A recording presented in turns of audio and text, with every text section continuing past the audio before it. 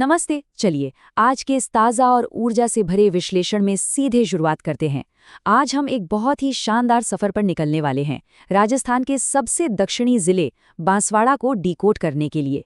ये एक तरह का एटलस टूल होने वाला है, जहां भूगोल से लेकर संस्कृति तक हर पहलू को तेजी से लेकिन बिल्कुल बारीकी से खंगालेंगे। तो चलिए बिना किसी देरी के इस रोमांचक सफर की शुरुआत करते हैं। मैं अपने डेथ वारंट पर हस्ताक्षर कर रहा हूँ। कितनी भारी और नाटकीय बात है ना?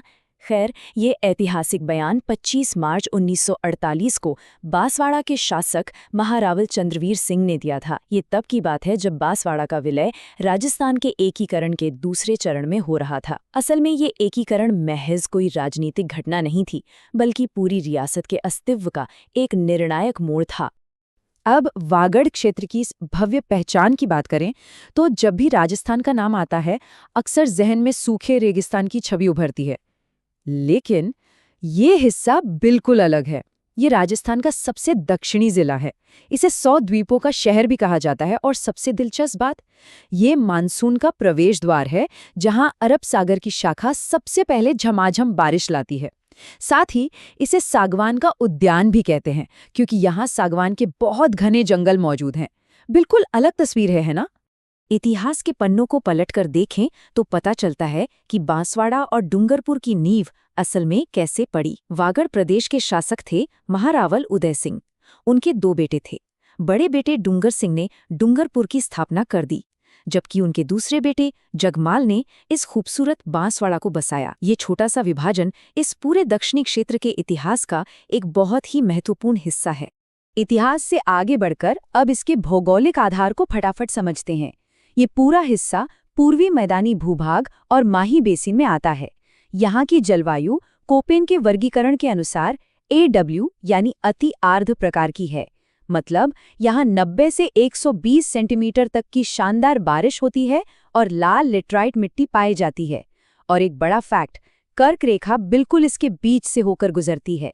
सीमाओं की बात करें तो पूर्व में मध्य प्रदेश और दक्षिण व दक्षिण पश्चिम में गुजरात इसके साथ लगते हैं। कृषि अनुसंधान के मोर्चे पर भी बांसवाड़ा किसी से पीछे नहीं है। यहाँ चावल और मक्का दोनों के बड़े अनुसंधान केंद्र मौजूद हैं। यहीं पर विकसित की गई मक्के की कुछ खास किस्में हैं, माही कंचन और माही धवल। और हाँ, 2025-26 के बजट में तो मक्के के लिए एक सेंटर ऑफ एक्सीलेंस की घोषणा भी यहीं के लिए की गई है। दूसरी ओर चावल की मशहूर किस्म माही सुगंधा को भी यहीं के अनुसंधान केंद्र ने तैयार किया है। ये नाम सीधे तौर पर इस क्षेत्र की कृषि पहचान से जुड़े हुए हैं। अब जो सबसे दिलचस्प बात सामने आती है वो ये है कि राजस्थान के खनिज भंडार का एक नया और सुनहरा अध्याय यहीं से शुरू होता है। राज्य में सोने की खान का पहला आवंटन यहीं आनंदपुरा भूकिया और जगतपुरा भूकिया में किया गया है। ये अपने आप में एक बहुत बड़ा मील का पत्थर है। इसके अलावा मैग्नीज के बड़े भंडार भी यहीं मौजूद हैं, जो कालाखूट, तलवाड़ा, नरेडिया और लीलवानी जैसे क्षेत्रों में बहुतायत में पाए जाते हैं। प्राकृतिक संसाधनों से थोड़ा आगे बढ़कर अब यहाँ के स्थानीय उद्योगों और भविष्य के इंफ्रास्ट्रक्चर पर नजर डालते हैं। यहाँ का आम पापड़ उद्योग तो मशहूर है ही, साथ ही चंदू जी का गाड़ा नाम की जगह अपने पारंपरिक तीर कमान निर्माण के लिए पूरे राज्य में जानी जाती है। और परंपरा के साथ आधुनिकता का कमाल देखिए। बजट 2024-25 के तहत बांसवाड़ा में एक नया फ्लाइंग ट्रेनिंग इंस्टीट्यूट बनाने की भी पूरी तैयारी चल रही है। 3109, ये कोई मामूली नंबर नहीं है। 3109 मीटर, ये विशाल लंबाई है राजस्थान के सबसे लंबे बांध माही बजाज सागर बांध की। ये विशाल ढांचा बांसवाड़े के बोरखेड़ा में माही नदी पर बना है और इसे पूरे क्षेत्र की जीवन रेखा माना जाता है। अब माही बजाज सागर बांध के जल बंटवारे को समझना भी बेहद जरूरी है। इसका 55% पानी गुजरात को जाता है और 45% हिस्सा राजस्थान के पास रहता है। लेकिन रुकिए, यहाँ सबसे महत्वपूर्ण कैच ये है कि पानी भले ही बंटा हो, लेकिन इस बांध से जो 100% हाइड्रो पावर यानी बिजली पैदा होती है, उसका पूरा का पूरा इस्तेमाल केवल और केवल राजस्थान ही करता है। ये बहुत बड़ी बात है। इंफ्रास्ट्रक्चर के मामले में बांसवाड़ा कुछ और बड़े रिकॉर्ड भी अपने नाम रखता है। माही की ही सहायक नदी अनास नदी पर राजस्थान का दूसरा हैंगिंग ब्रिज मौजूद है।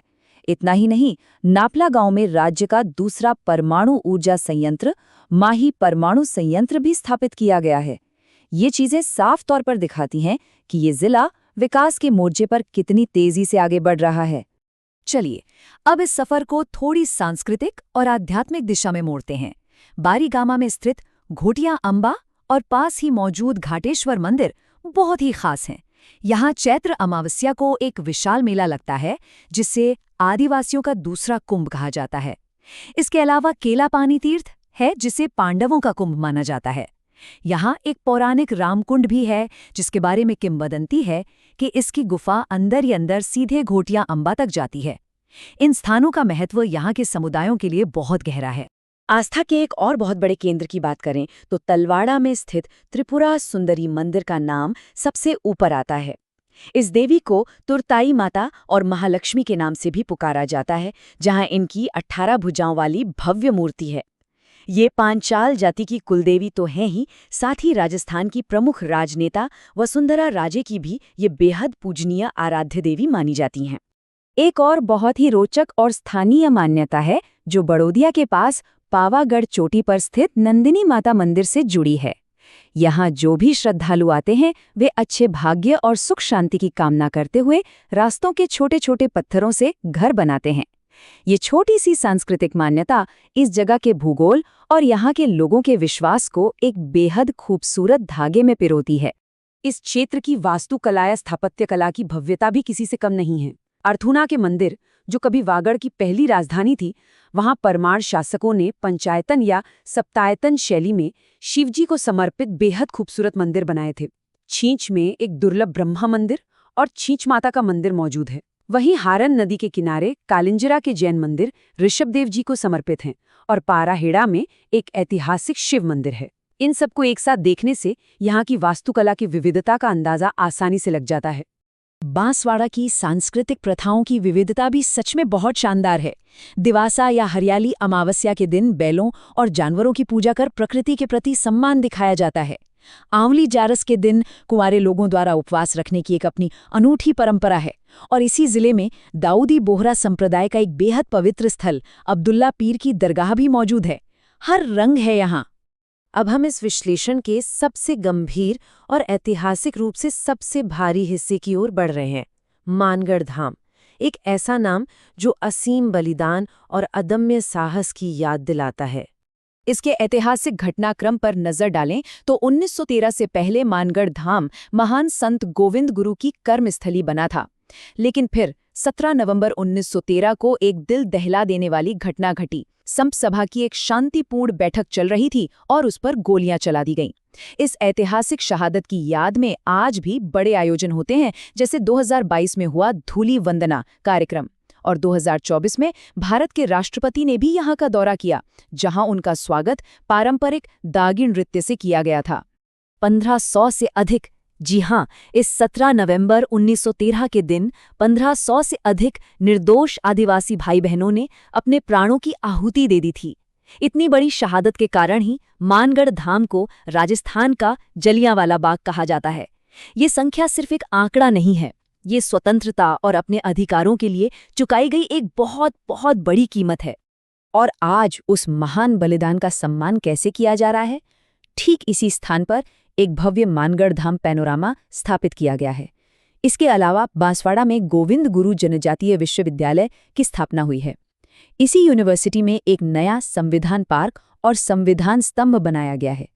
साथ ही आदिवासी युवाओं के विकास और इनोवेशन में उनकी रुचि बढ़ाने के लिए एक इंक्यूबेशन एंड इनोवेशन सेंटर भी तैयार किया गया है। शहादत की वो अमर विरासत आज शिक्षा और सशक्तिकरण के रूप में एकदम जीवंत है।